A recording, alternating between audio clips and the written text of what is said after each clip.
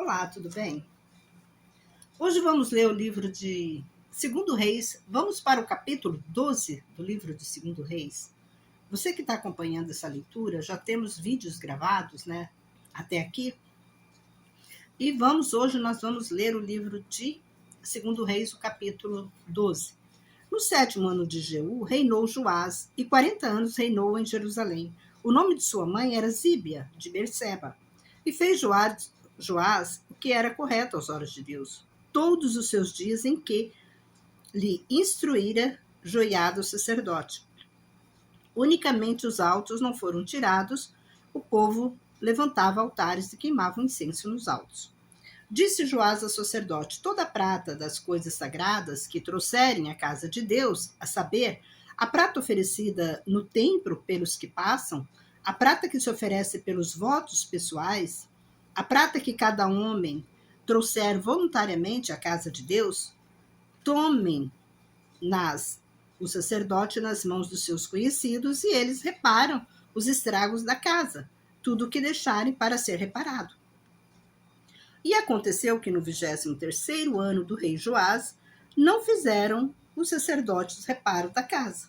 E chamou o rei Joás, a Joiada, o sacerdote, e os demais sacerdotes, e disse-lhes: por que não reparais os estragos da casa? A partir de agora não recebais prata das mãos dos vossos conhecidos, mas para o reparo da casa a darão. E concordaram o sacerdote de não mais tomarem a prata do povo e de não mais reparar a casa. E pegou Joiada, o sacerdote, uma caixa e fez um buraco na tampa e pôs ao pé do altar, do lado direito de quem entra na casa de Deus.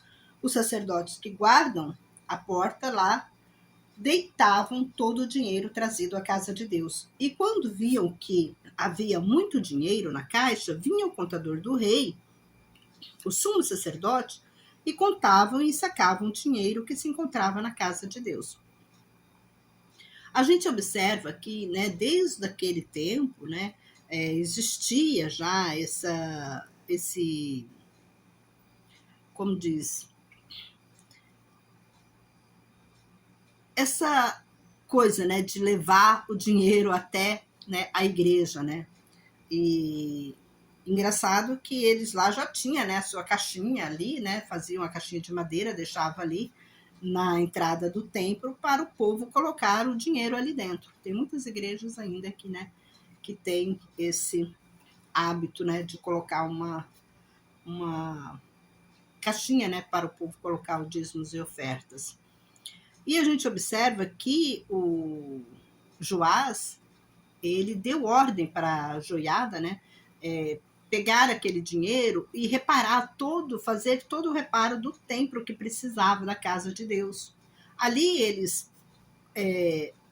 ele fez, reuniu o dinheiro todo o dinheiro que entrava, ele ensacava, e quando tinha muito, ele dava, olha aqui, e davam o dinheiro depois de contado aos que faziam a obra que tinha responsabilidade do trabalho da casa de Deus. E eles pagavam os carpinteiros, os construtores que reparavam a casa de Deus, os pedreiros, os entalhadores de pedra, para comprarem madeira e pedras lavradas, para repararem os estragos da casa de Deus, e tudo o que se gastava para se reparar a casa. Porém, do dinheiro trazido à casa de Deus, não foram feitas taças de prata, nem espivadeiras, nem bacias, nem trombetas, nem vasos de ouro, nem de prata para a casa de Deus, pois se dava aos que faziam o trabalho do reparo da casa de Deus. A gente observa que hoje que nós vivemos, na nossa atualidade, tem muitas igrejas que elas, para fazer algum reparo na igreja, a pessoa tem que dar uma oferta voluntária, tem que ir lá ou fazer, da mão de obra dela, assim que eles exigem. Eles não pagam nada para a pessoa, e a pessoa ainda tem que dar, sendo que isso era para tirar, do dízimo, da oferta, para o reparo, para fazer, as coisas da casa de Deus. Pois se dava aos que faziam o trabalho de reparo da casa de Deus. E não se pediam conta aos homens, em cujas mãos entregavam a prata e o ouro para pagar os que faziam a obra, porque agiam com fidelidade. O dinheiro do sacrifício pela culpa, o dinheiro do sacrifício pelos pecados, não se trazia à casa de Deus, era do sacerdote. Isso é lei desde a época de Moisés. Então subiu Azael, rei da Síria, e guerreou contra Gate, e tomou, e pôs Azael seu rosto contra Jerusalém. E pegou Joás, rei de Judá, todas as coisas sagradas que Josafá, Jorão e Acasias, seus pais, rei de Judá, tinham consagrado, e todo o ouro que se encontrava nos tesouros da casa de Deus e da casa do rei, e os mandou a Hazael, rei da Síria, e este retirou-se de Jerusalém. Ora, os restantes dos atos de Joás e tudo o que ele fez não estão escritos no livro das crônicas dos reis de Judá? E levantaram seus servos e conspiraram entre si e amarraram e feriram em Bet-Milo, no caminho que desce para Zila. E Josacás, filhos de Simeate, e Josabade, filho de Somer, seus servos, o feriram, e ele morreu, e sepultaram com seus pais na cidade de Davi. E reinou Amazias, seu filho, em seu lugar. E no 23º ano de Joás, o filho de Acasias, rei de Judá, começou a reinar Joacás, filho de Jeú, sobre Israel e Samaria, e reinou 17 anos. E fez mal aos olhos de Deus. Tá vendo?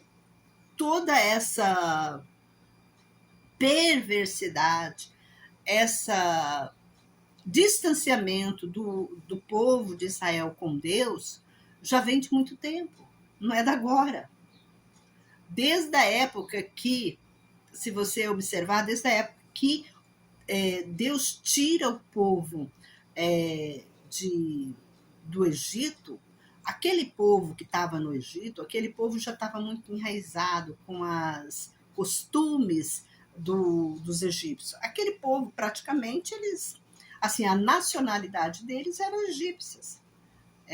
Mas, assim, nação de sangue, né, era israelita, mas a nacionalidade de muitos ali já era egípcias, porque eles nasceram lá.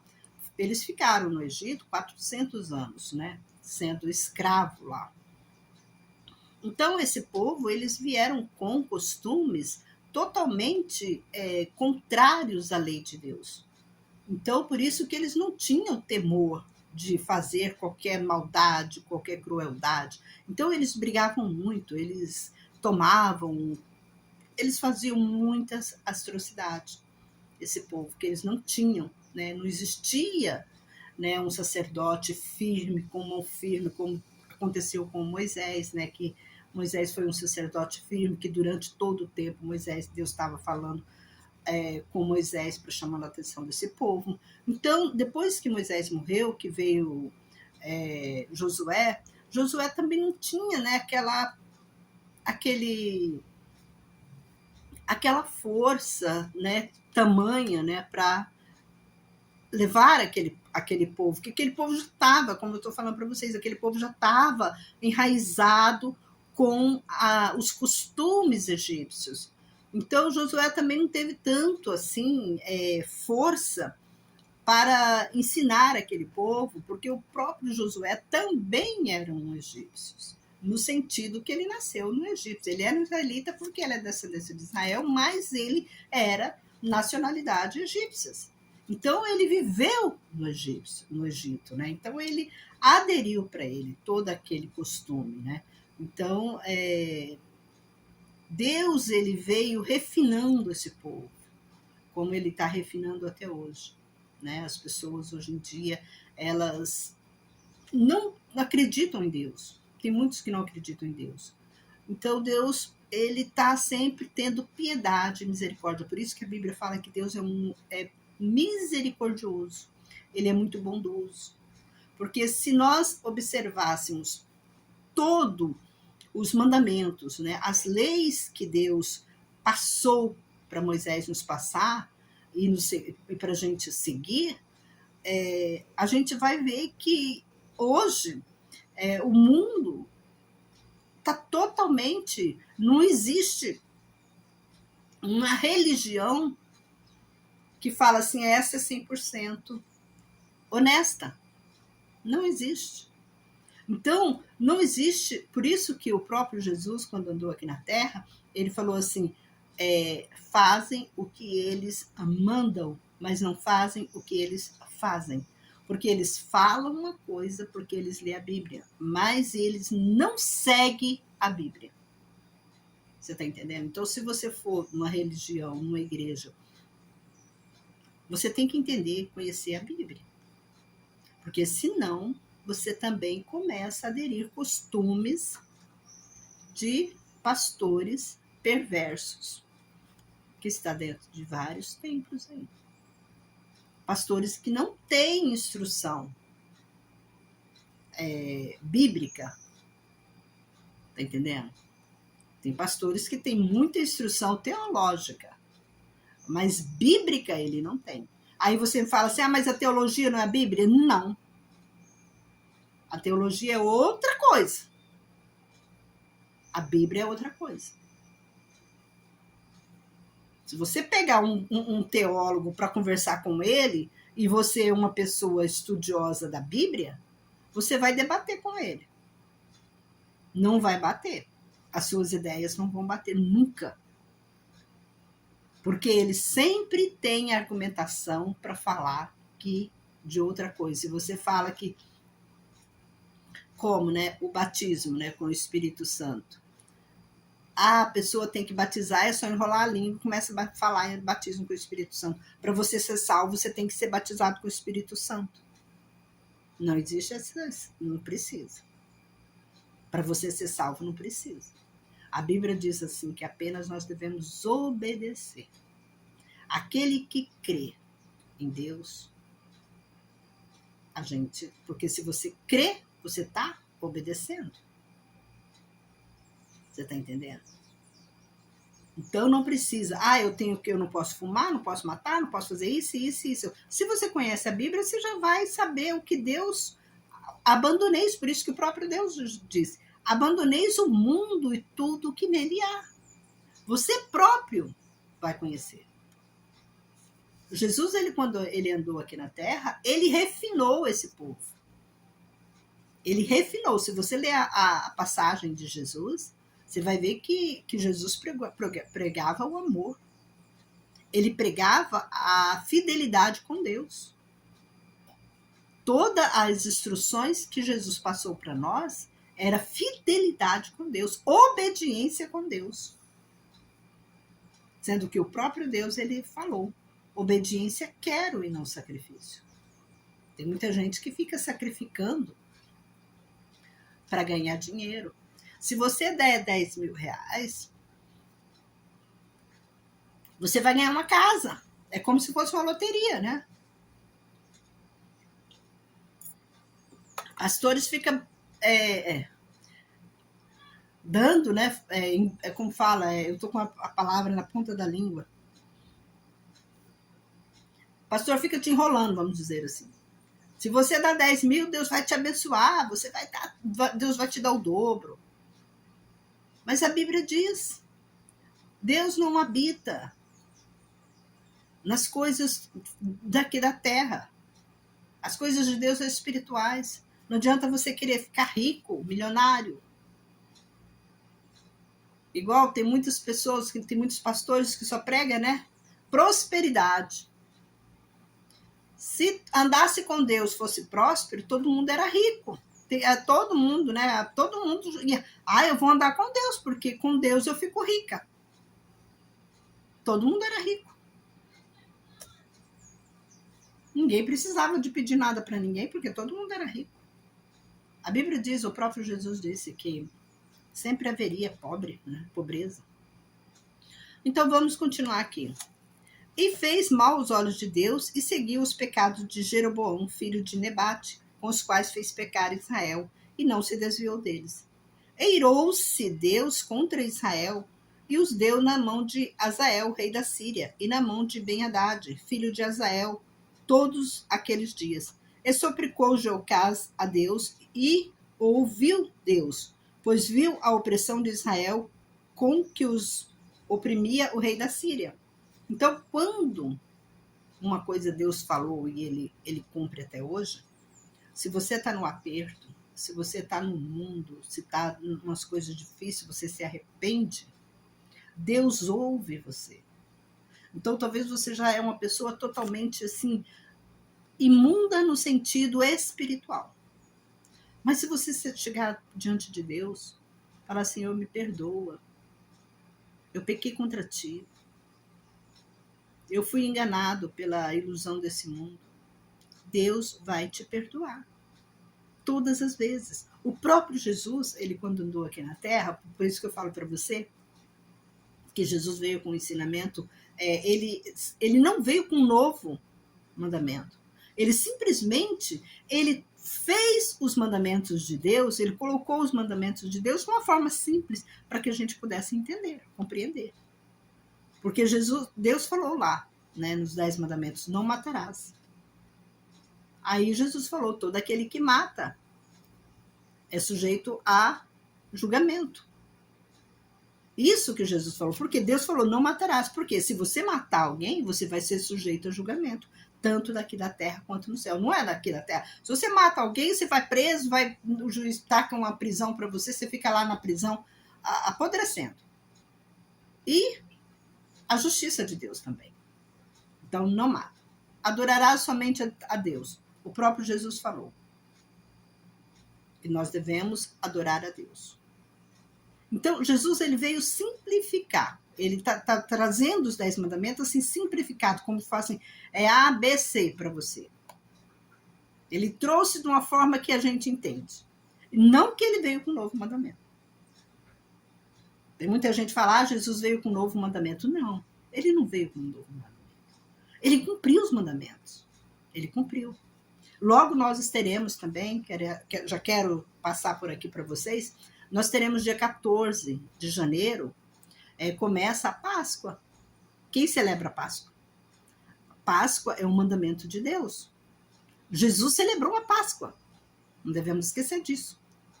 Ele celebrou a Páscoa com seus discípulos. Então é o que eu estou falando para você. Tudo que Deus mandou falar, Jesus fez. Por que Jesus fez? Porque Jesus mostrou para mim, para você e para o mundo todo. Eu cumpri. E vós também é capaz de cumprir. Ele veio e mostrou para nós que nós somos capazes de cumprir os mandamentos de Deus. Os mandamentos de Deus, como o próprio Deus fala, o meu fardo é leve e o meu jugo é suave. Tá entendendo? Aí vamos continuar. E suplicou Jocás a Deus e ouviu Deus, pois viu a opressão de Israel com que oprimia o rei da Síria. E Deus deu a Israel redenção, e saíram de sobre a mão do rei da Síria, e habitaram os filhos de Israel em suas tendas como antes. Porém, não se desviaram dos pecados da casa de Jeroboão. Que pecado é esse? É aqueles pecados que eles faziam, ídolos, eles buscavam ídolos do povo do Egito. Que fez pecar Israel, e caminharam neles, porque até o poste ídolo ficou em pé em Samaria. E não restou a Jocás, povo, senão 50 cavaleiros e 10 cavalos e 10.000 de infantaria, porque o rei da Síria os destruiu e os pôs como pó para pisotear. Ora, os restantes dos atos de Jocás e tudo o que ele fez em seu poder, não estão escritos eles no livro das crônicas dos reis de Israel? E adormeceu Jocás com seus pais e sepultaram em Samaria. E reinou Joás, seu filho, em seu lugar. No 37º ano de Joás, rei de Judá, começou e reinou Joás, filho de Jocás, sobre Israel em Samaria, e reinou 17 anos. E fez mal aos olhos de Deus. Um momento, deixa eu tomar uma água.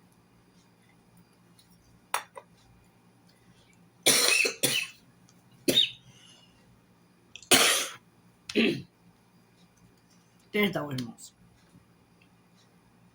E não se desviou de todos os pecados de Jeroboão, filho de Nebate, fez pecar Israel, mas neles andou.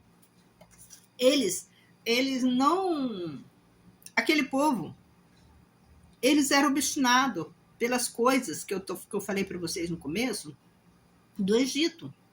Eles continuaram pecando, fazendo aquelas mesmas coisas, achando que era normal, tudo bem. E não era. E eles padeciam por isso. Deus castigava muito eles. Ora, o restante dos atos de Joás e tudo o que fez em esse seu poder com que guerreou contra Amazias, rei de Judá, não estão escritos no livro das crônicas dos reis de Israel? Olha para você ver. Da descendência de Jacó, ele teve, 12 filhos. Desses 12 filhos, Deus deu uma tribo, para cada um deles, Deus deu uma nação para cada um desses 12 filhos deles.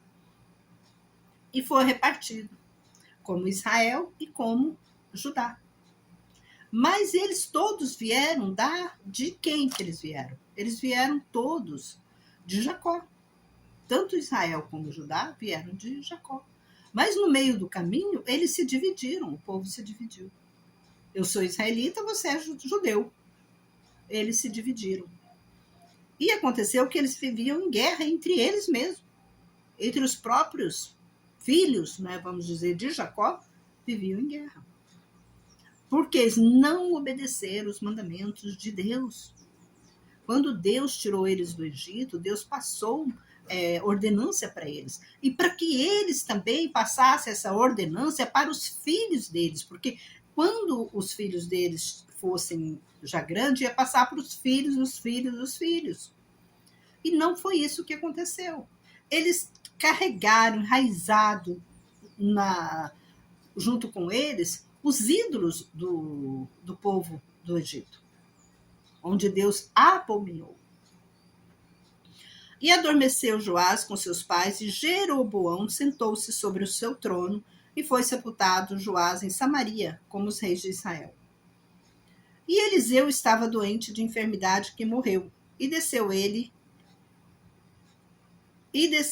ele Joás, rei de Israel, e chorou sobre ele, e disse: meu pai, carros de Israel e seus cavaleiros. E disse-lhe Eliseu: toma o arco e flechas, e trouxe-lhe um arco e flechas. E disse-lhe o rei de Israel: estende sua mão sobre o arco. E estendeu sua mão, e pôs Eliseu sobre suas mãos sobre a mão do rei. E disse: abre a janela que dá de frente para o oriente, e abriu. E disse Eliseu: atira. E atirou, e disse: a flecha da vitória de Deus, a flecha da vitória sobre a Síria, e ferirás a Síria em Afeque até os consumir. E disse mais: pegue as flechas. E pegou, e disse ao rei de Israel: fere a terra. E atirou 3 vezes e cessou. E indignou-se contra ele o homem de Deus, e disse: 5 ou 6 deverias ter ferido. Então terias ferido a Síria até consumir. Agora 3 vezes a ferirá. Morreu Eliseu e o sepultaram, e as tropas de Moabe invadiram a terra à entrada do ano. E sucedeu que eles enterraram um homem, e eis que viram uma tropa e lançaram um homem na tumba de Eliseu. E tocando o homem nos ossos de Eliseu, reviveu e se levantou sobre seus pés. Não foi Eliseu que reviveu, e sim o homem que tocou na tumba dele. E Azael, o rei da Síria, oprimiu a Israel, e Azael, o rei da Síria, oprimiu a Israel todos os dias de Jocás. Porém, Deus, olha só, mais uma vez aqui falando. Porém, Deus teve misericórdia deles, e teve piedade deles, e voltou-se para eles por causa da sua aliança com Abraão, Isaque e Jacó. Não foi por causa daquele povo, não é por causa de mim, não é por causa de você, não é por causa de igreja aqui na terra que Deus ainda está tendo misericórdia de nós. Não é. Mas é por amor a Abraão, Isaque e Jacó. Porque Deus prometeu a eles que faria deles uma grande nação. É por isso que Deus ainda carrega a gente no colo. Deus está nos orientando, Deus está nos trazendo, porque nós somos pecadores. Deus traz a gente no colo, Ele nos ensina. Sempre você está ouvindo uma mensagem de fé que te anima, você vai na igreja, você fica alegre, você canta, você agradece a Deus, mas não é todo dia que você faz isso. Não é toda hora que você agradece a Deus. Porque se fosse toda hora, todo dia, mas não é. É por isso que eu falo que Deus é misericordioso para conosco. Nós somos muito falhos. Mas não é por nós. Não é. Não é por nós que Jesus morreu na cruz. Jesus morreu na cruz porque Deus prometeu a Abraão, a Isaque, a Jacó, que faria de nós uma grande nação. Aí Jesus veio para nos trazer, como ele mesmo fala, eu sou a luz do mundo. Ele veio para dizer, meus filhos, eu ainda estou aqui, eu ainda amo vocês. É pela misericórdia dele que nós estamos ainda vivos, que nós ainda temos a bênção dele. É por misericórdia. É por amor a Abraão, é por amor a Isaque, é por amor a Jacó, que nós temos esse cuidado. Deus ainda está nos cuidando de nós. Porque ele prometeu, ele fez uma aliança. E a palavra de Deus não volta atrás. Nós devemos ser muito gratos a Abraão, e a Isaque, e a Jacó. E a Jesus, né? Principalmente. Jesus que desceu do céu, ele veio como homem para trazer a luz. E quantos outros profetas que não vieram como homens, anjos, né? Que vieram aqui como homens. Todos esses sacerdotes que passaram por nós, eles vieram como homens, eles eram anjos, eles vieram como homens. Para quê? Para suscitar a promessa que Deus tinha feito com Abraão. Simplesmente era para suscitar. Então é por isso que nós devemos, né, estar atentos à palavra de Deus, a observar, a ler. E não quis exterminar, e nem lançou de sua face até o dia de hoje. Deus podia ter feito, irmãos, tirado todos nós, acabado com esse mundo, como ele fez lá em Sodoma e Gomorra. Mas ele viu que não adiantou. Ele destruiu toda a terra em Sodoma e Gomorra. Não adiantou. Aí ele escolheu quem? Ele escolheu Abraão. Ele retirou Abraão da terra dele, da parentela dele. E ele provou Abraão para ver se Abraão era um homem honesto, justo. E Abraão passou. Louvado seja Deus que Abraão passou na prova de Deus. Olha que maravilha. Se nós estamos aqui tendo essa misericórdia, alcançando essa misericórdia de Deus, somos gratos a Abraão, que Abraão passou. Ele passou pela prova que Deus deu a ele. E uma prova muito difícil. Eu não sei se eu suportaria. Muito difícil. Um homem pegar o seu filho. Um homem que pegou o seu filho da sua amada, da mulher dele. Que para ele, Isaque era o filho único. Porque veio das entranhas da mulher amada dele. Pegar aquele filho na velhice dele. Porque ele mesmo disse para Deus, eu já sou velho, eu não tenho filhos, mas Deus deu um filho para ele. na velhice dele. Aí o que acontece? Ele pega aquele filho e Deus pede aquele filho em sacrifício. Como um cordeiro, você vai ter que sacrificar esse filho, não amor de mim. É por isso que o próprio Jesus, quando ele andou na terra, que ele falou, se não largarmos pai e mãe por amor de Deus, nós não somos dignos de ser chamados filhos de Deus. Nós temos que abandonar o mundo, fazer como Jesus fez. O diabo ofereceu o mundo para ele, ele não aceitou. Eu não